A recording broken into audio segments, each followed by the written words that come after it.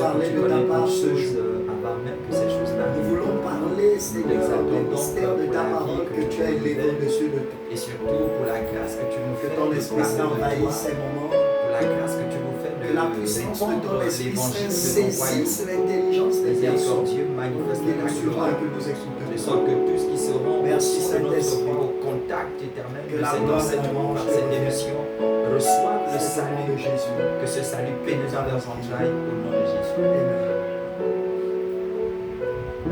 Grâce élue de Dieu, bien-aimé, en notre Seigneur et Rédempteur Jésus-Christ, nous vous saluons dans le précieux et glorieux nom de Christ Jésus. Que la paix de Christ qui surpasse toute paix vous soit donnée au nom de Christ Jésus.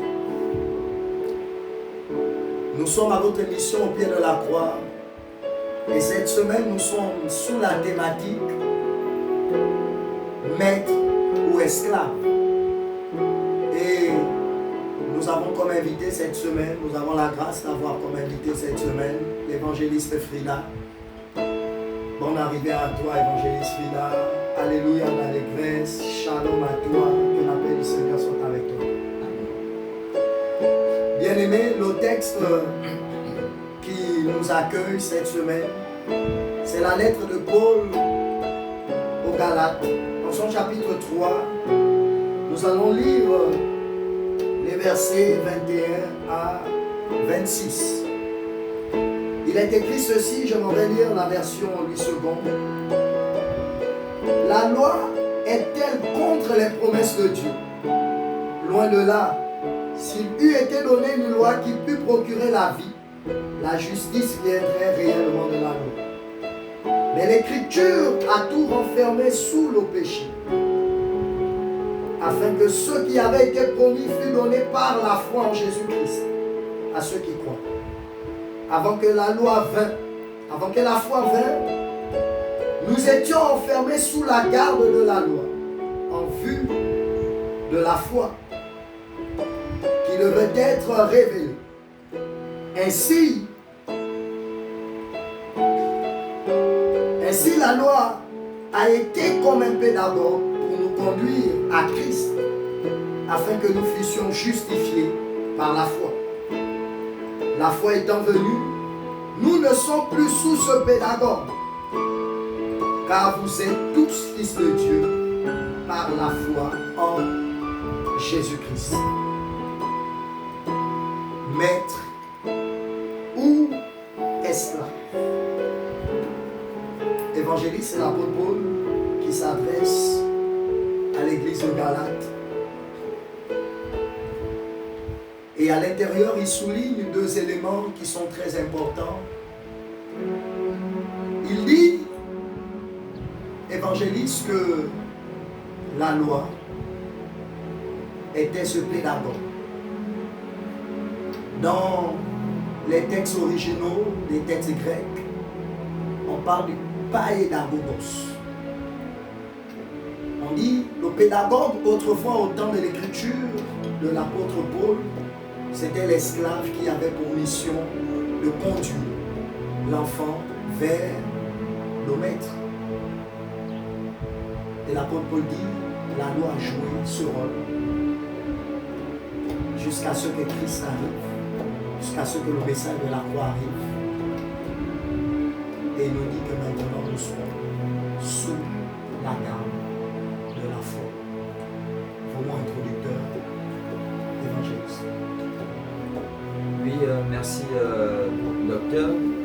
Déjà mes salutations à tous ceux qui suivent cette émission.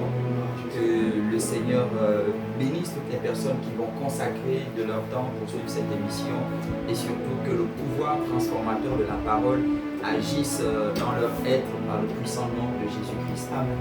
Alors parler de ce thème maître ou esclave sur la base naturellement du texte de l'apôtre Paul, de cette lettre qu'il adresse à l'église de Galates. Ici, naturellement, l'apôtre Paul rappelle à ses chrétiens le fait que la loi ait été incapable de produire la vie. Parce que, en vérité, c'est la mort, le péché, voilà, puisque tout a été renfermé dans le péché comme il dit.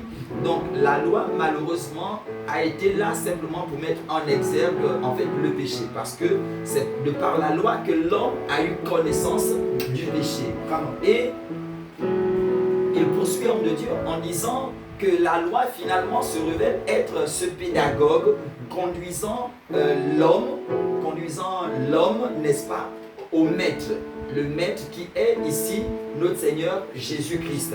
Et donc, dès que la loi a fait ce travail, la loi ayant fait le travail de prendre l'enfant de la maison, un peu comme dans une course de relais, la loi c'est le premier coureur qui à un moment donné est obligé de transmettre le témoin pour que l'autre coureur qui est le maître, qui est le Seigneur Jésus-Christ, voilà, par la foi finalement conduise son peuple vers la destination finale, vers la ligne d'arrivée qui est naturellement le salut promis à toutes les personnes qui seront fidèles dans leur engagement, dans leur relation, dans leur marche avec Dieu notre Père.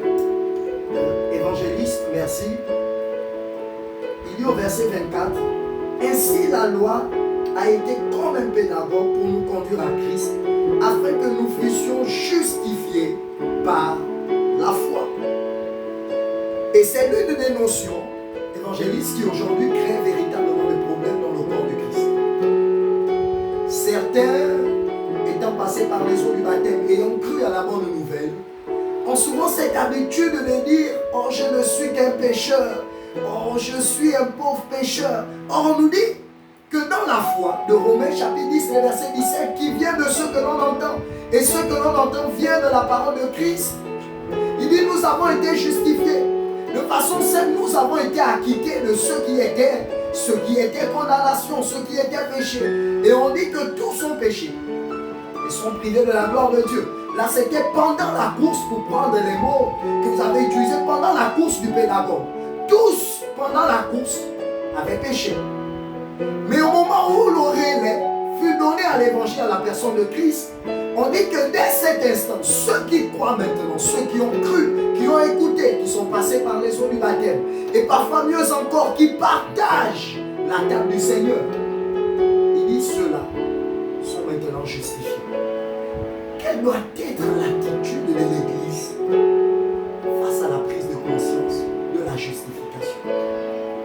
Oui, docteur, c'est véritablement une épine, sur le pied dans la marche de plusieurs chrétiens dans leur relation à Dieu.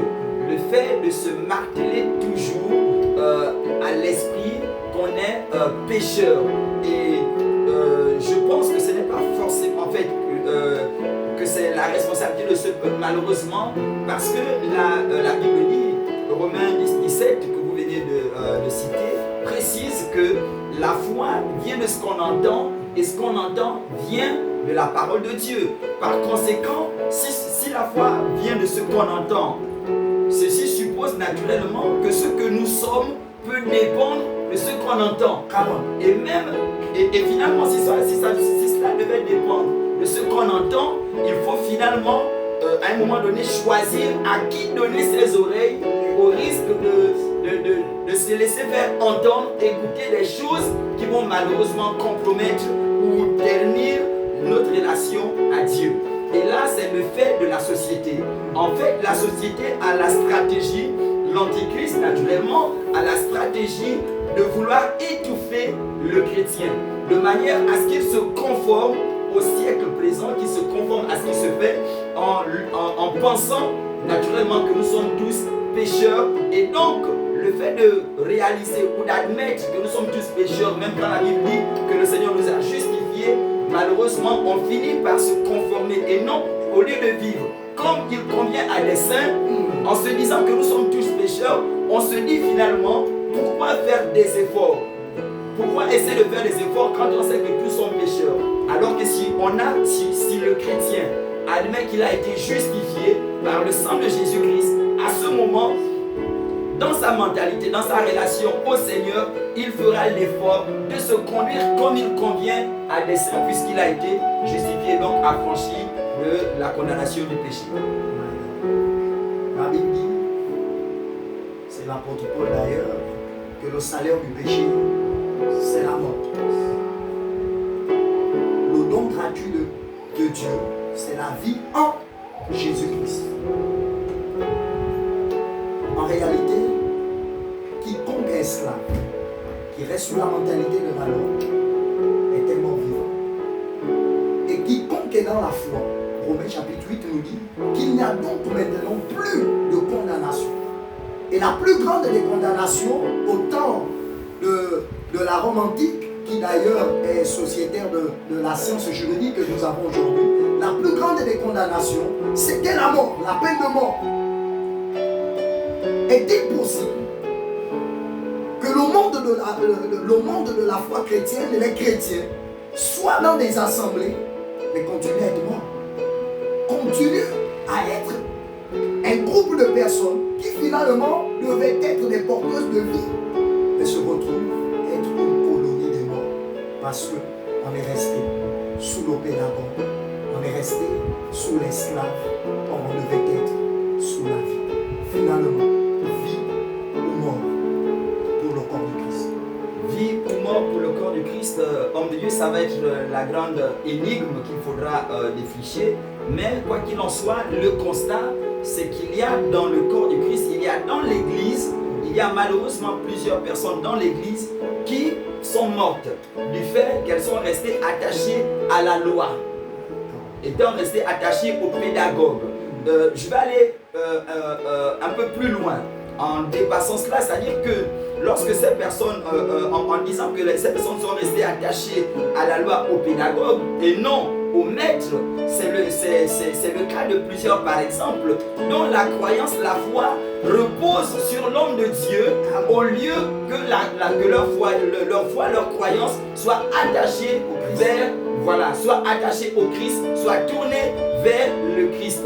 C'est le cas de plusieurs qui peuvent naturellement remplir les assemblées, mais ne peuvent pas attraper le pan de la robe du Seigneur.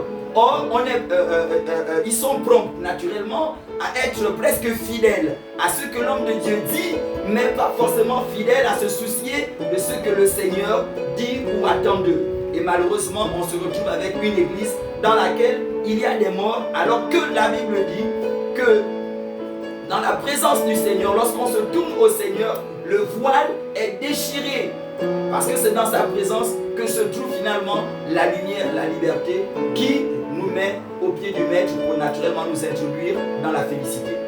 Merci évangéliste, nous allons à la fin de cette émission. Dernière directive, nous sommes sous la vie. Et que devait être l'attitude du croyant afin de conserver la vie? Homme de Dieu, l'attitude du croyant devait simplement être de s'attacher au Maître.